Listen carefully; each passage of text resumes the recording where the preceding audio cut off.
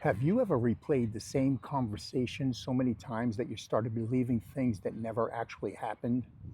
I know I have. Like in the earlier episode when I told you about a friend who stopped responding to my text messages. By the end of that story, my brain built an entire case for why she must be upset with me. But the fact was that she changed her phone number and lost all of her contacts. From time to time, over a few months, I thought about this. If you've watched that episode, you know that my brain went in circles. Why hasn't she responded to my text messages? Why am I always the one who has to maintain friendships? Is she ignoring me? I must have offended her somehow. And on and on and on. I used that story to talk about the gaps between the facts and the stories we build on top of them. What I didn't do in that episode was talk about giving that pattern, the pattern of relentlessly going over a situation in our heads, its own name. So let's do that today. Psychologists call it rumination. The technical definition is simple: repetitively and passively focusing on a problem without moving towards a solution. Here's the part that surprised me. When I first read the research, rumination doesn't just feel unpleasant, it actively makes things worse. Researchers who've studied this for decades found that rumination is linked to the onset of depressed mood. And that makes sense because if you go over something in your head and no answer ever comes, eventually you begin to feel powerless. It's not just something that happens alongside a bad mood, it seems to have helped cause it. It also impairs problem solving, even though it feels like problem solving while you're doing it. That's the trap. Rumination disguises itself as productive thought. It feels like you're working on the problem, but you just walk in the same lap over and over, convinced each pass is getting you closer to the answer, but it doesn't. But here's the real distinction worth learning, because it will save you a lot of wasted hours. Problem solving moves. It's progress. Rumination loops. The problem solving asks a specific question and works towards an answer, even if it's an uncomfortable answer.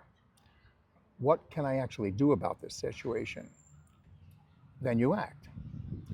Rumination asks a question it never intends to answer. Why does this always happen to me? What's wrong with me? What if she's mad? Same word sometimes, a completely different function. One way to tell them apart is that after 10 minutes of problem solving, you usually know more than you did before.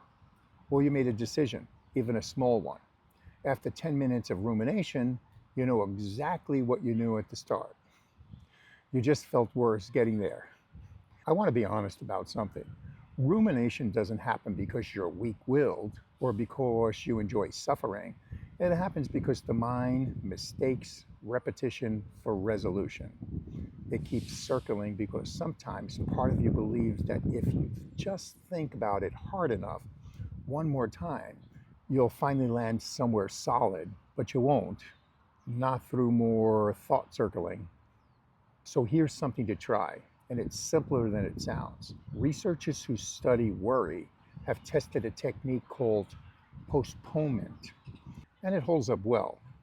The next time you catch yourself spiraling on something that isn't in front of you at the moment, don't fight the thought directly. Instead, tell yourself, not now, I'll think about this later. Let's say at 6 p.m. tonight, for 10 minutes on purpose. Then actually do that. Same time, same short window every day. Something strange tends to happen. A lot of what you felt urgent at 11 a.m. barely survives to walk to 6 p.m. And the piece that does survive, you now get to think about it on purpose for a set amount of time instead of the thought hijacking your attention at random all day long.